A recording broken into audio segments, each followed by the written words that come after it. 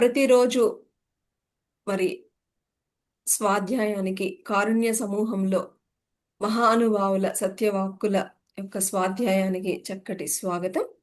ముందుగా మనందరి గురువు బ్రహ్మర్షి పితామహ పత్రిజీ గారికి, గురువులందరికీ, దివ్యాత్మ స్వరూపులకి, విశ్వానికి మన యొక్క ఆత్మ ప్రణామం తెలియజేసుకుంటూ మరి చక్కగా ఈరోజు మన ముందుకు గురువులు ఏమి ఇచ్చారో తెలుసుకుందాం.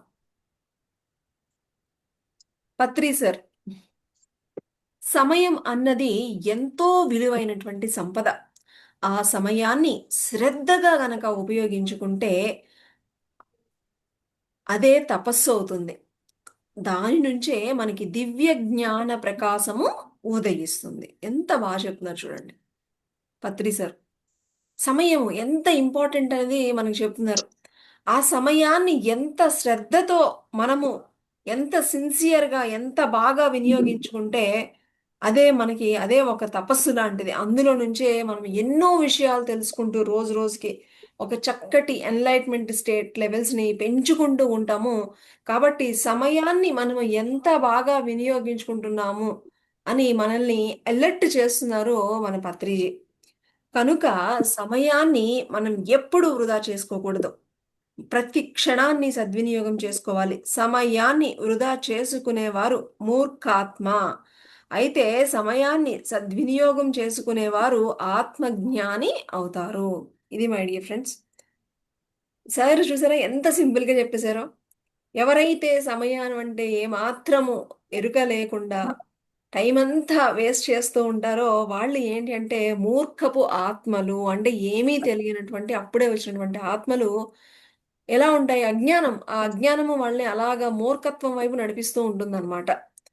మరి ఎవరైతే ఆ సమయాన్ని చక్కగా ప్రతి క్షణాన్ని వినియోగించుకుంటారో వాళ్ళే ఆత్మజ్ఞాని. చూసారు ఇక్కడ పత్రి సారు ఒక్క పాయింట్ని తీసుకుని ఎవరు మూర్ఖాత్మ, ఎవరు ఆ, ఆత్మజ్ఞాని అని చక్కగా చెప్పేశారు. సో దీన్ని బట్టి మనల్ని అలర్ట్ చేస్తుంది అనమాట. మనమందరము సమయాన్ని ఏ విధంగా వినియోగించుకుంటున్నాము? మనము మూర్ఖత్వపు దగ్గరలో ఉన్నామా, ఆత్మజ్ఞానులకి దగ్గరలో ఉన్నామా? మనం ఎక్కడున్నాము ఒకసారి చెక్ చేసుకోండి నాయనా అని మనకి చెప్తున్నారు.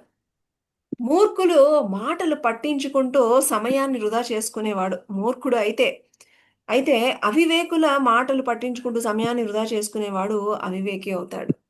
ఎవరో ఏదో అంటూ ఉంటారు, ఇంకా దాన్ని పట్టుకుని లాగి లాగి ఇంకా దాన్ని వాడు వాడు వాడు అన్ని ఒక్క సెకనే అంటాడు. ఒక మాట, ఒక చిన్న మాట వాడిది అయిపోతుంది అక్కడితో. కానీ ఆ మాటని పట్టుకుని నెలలు సంవత్సరాలు మనం దాన్ని పట్టుకుని మన యొక్క వాల్యుబుల్ టైం అంతటినీ కూడా మనం వేస్ట్ చేసేస్తున్నాము అంటే అంతటి మూర్ఖాత్మలు, అంతటి అజ్ఞానంతో ఉన్నారు.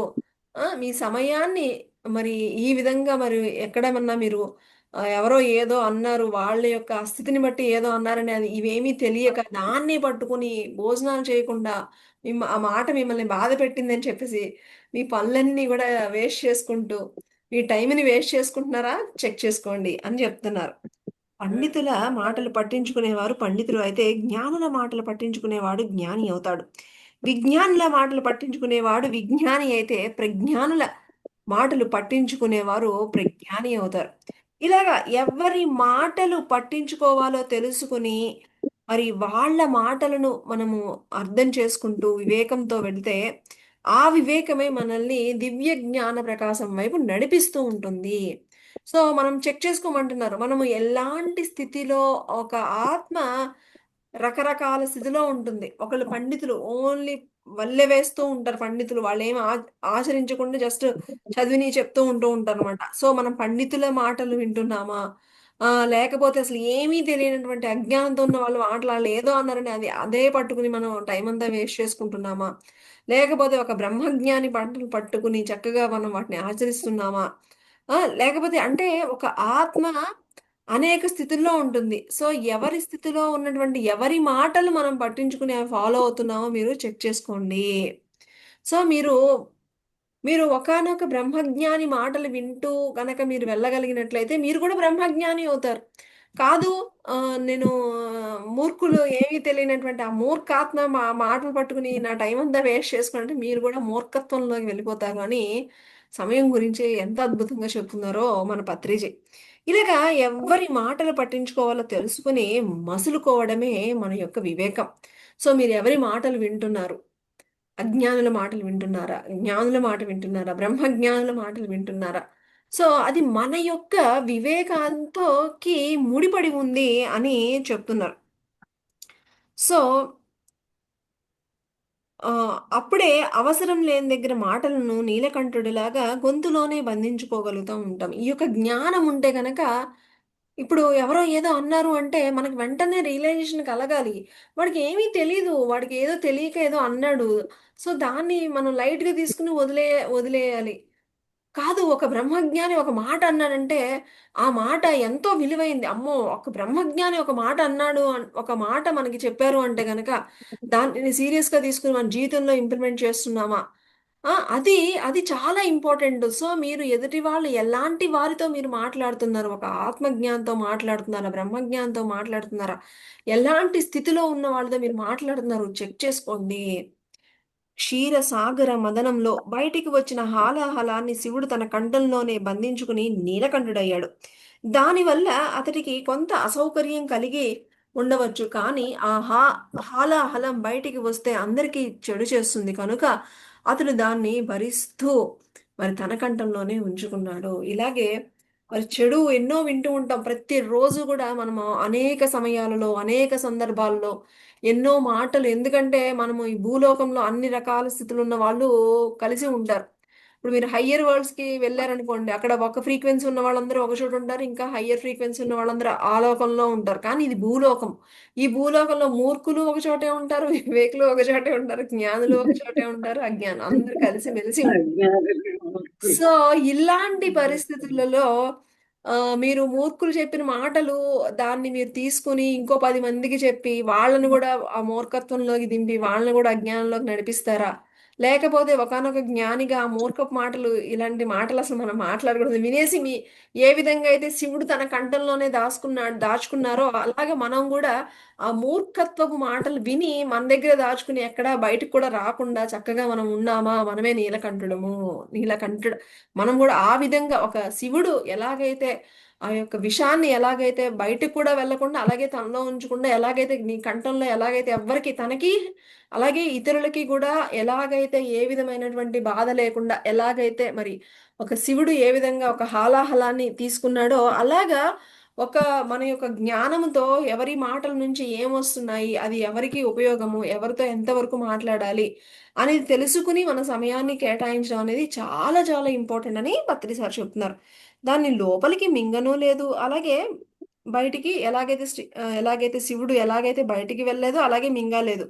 లోపలి మింగితే తనకి చెడు చేస్తుంది. బయటికి కక్కితే అది లోకానికి చెడు చేస్తుంది. అది శివుడు తెలుసు కనుక కొంత కష్టమైనా సరే దాన్ని కంఠంలోనే ఉంచుకున్నాడు. అలాగే ఉంటాయి మరి చెడు యొక్క మాటలు, చెడు యొక్క భావాలు ఇవన్నీ గూడా కొంచెం కొంచెం కఠినంగానే ఉంటాయి. కానీ మనం కూడా ఎలా ఉండాలట బయటికి అంటే వేరే వాళ్ళకి చెప్పి వాళ్ళని బాధ పెట్టకుండా అలాగని మన లోపలికి తీసుకొని మనము కూడా బాధపడకుండా శివుడిలాగా అవసరమైనవి మాత్రమే మరి అలాంటివన్నీ కూడా మన కంఠంలోనే ఉంచుకోవాలి. ఎక్కడ కలుషితం చేయకూడదు. ఎలాంటి మన యొక్క చెడు మాటలు విన్నాం గదా! అని చెప్పేసి అవి బయటికి పెట్టి కలుషితం చెయ్యకూడదు. పెదవి దాటి ఒక్క వ్యర్థమైన మాట కూడా బయటికి రాకూడదు. పెదవిని దాటి బయటికి వస్తున్న ప్రతి ఒక్క మాట మీద మనకు ఎంతో నియంత్రణ కావాలి. ఆహ్, మాటలను ఒక తపస్సులాగా గాంభీర్యంతో తూచి ఉపయోగించాలి. ఇది మై డియర్ ఫ్రెండ్స్ అసలు వండర్‌ఫుల్ పాయింట్. ప్రతి ఒక్క మాట కూడా ఆచితూచి అది ఎలా ఉండాలట మనం నుంచి వచ్చే ప్రతి మాట కూడా మనం మాట్లాడేది ఎలా ప్రాక్టీస్ చేయాలి ఒక తపస్సులాగా ప్రాక్టీస్ చేయాలట ఏది వస్తే అది మాట్లాడకూడదు ఒక మాట మాట్లాడాలంటే అమ్మో అది నేను ఏం మాట్లాడుతున్నాను అని ఒక తపస్సులాగా మనం దాన్ని స్వీకరించగలగాలి అని చెప్తున్నారు ఇలా మాటల ద్వారా లోకంలో హాలాహలం ఉత్పన్నమవుతున్నప్పుడు దాన్ని మన కంఠంలోనే దాచుకుని బయటికి రానివ్వకుండా ఆపడం వల్ల మనకి కొంత కష్టంగానే ఉంటుంది. అయినా సరే ఆ మాటల్ని ఏ మాత్రము కూడా బయటికి రాకూడదు. శివుడి లాగానే లోక కళ్యాణికి పూనుకున్న వాళ్ళకు కూడా కొంత అక్కడక్కడ అసౌకర్యాలు ఏర్పడుతూ ఉంటాయి. కానీ సహనంతో దాన్ని భరించాలి. నాగుపాములను మెడలో ధరించి తిరిగే నాగభూషణుడిలాగా కష్టాలను భరిస్తూ కూడా నిర్భయంగా జీవించాలి. What a wonderful message my dear friends. So మనం కొన్ని కొన్ని మంచి పనులు చేస్తూ ఉన్నప్పుడు అటు నుంచి ఇటు నుంచి అనేకమైనవి వస్తూ ఉంటాయి. సో వాటిని అంటే అలాంటి పరిస్థితుల్లో కూడా శివుడు ఏ విధంగా అయితే ఆ నాగుపాముల్ని మెళ్ళ వేసుకున్నాడు, అలాగే ఎన్ని కష్టాలు వచ్చినా సరే వాటన్నిటిని కూడా భరిస్తూ బయటికి ఏ మాత్రం విషయం రానియకుండా ఒక శివుడిలాగా మనం ముందుకు వెళ్ళాలి అని చెప్తున్నారు. ముక్కంటి అయిన శివుడి లాగా ఎప్పటికప్పుడు ధ్యానంలో ఆకాశగంగ ద్వారా మనం మూడవ కంటిని శక్తివంతం చేసుకోవాలి. మన రెండు చర్మ చక్షువులను మరి మనోచక్షువును ఉత్తేజం చేసుకోవాలి. అది. సో అక్కడ శివుడు మనకి చూసారా, ఈ శివుడి యొక్క విగ్రహంలో ఎంత తాత్పర్యం ఉందో మనకి ఈరోజు తెలుసుకున్నాం.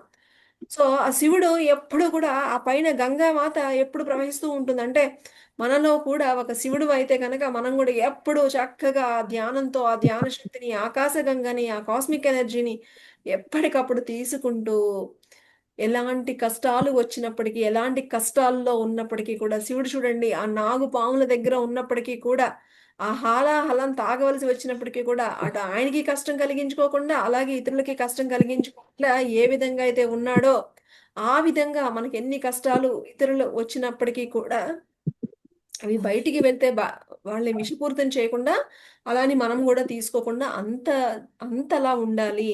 అలా ఎప్పుడు ఉండగలుగుతాము? మనం ఎప్పుడైతే ధ్యానం చేస్తూ ఎప్పుడు ఆకాశగంగ లాంటి ఆ ధ్యాన గంగని మనం ఎప్పుడు తీసుకుంటూ ఉంటే మనము ఆ స్థితిని పొందగలుగుతాము. శివుడిలాగా ఒక పక్క పార్వతీదేవితో సంసారంలో ఆనందం తాండవం చేస్తూనే, ఇంకొక ప్రక్క ధ్యానం చేస్తూ ఆకాశగంగంలో నాట్యం చేస్తూ ఉండాలి. ఇక్కడ పార్వతీ మాతని మనకి పత్రి సార్ ఎప్పుడు చెప్తూ ఉంటారు.